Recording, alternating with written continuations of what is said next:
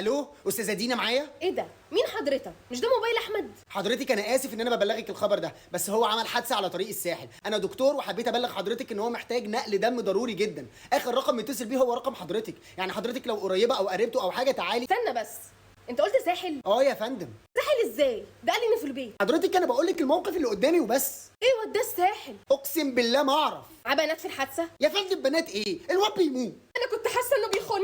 طب استهدي بالله. طيب انا احساسي عمره ما كذب عليا. حضرتك انا ما اعتقدش ان ده وقت مناسب للانهيار العاطفي. انا لسه مكلماه وقال لي انه في البيت وهينام. وانا مالي يا فندم؟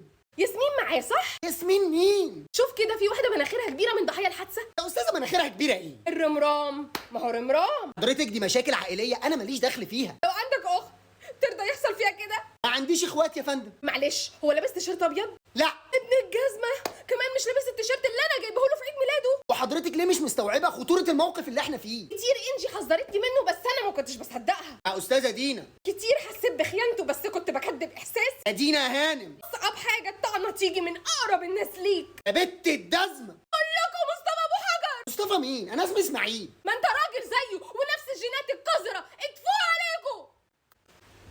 يا بنت المجنونه. طب انا اعمل ايه في الجثه دي دلوقتي؟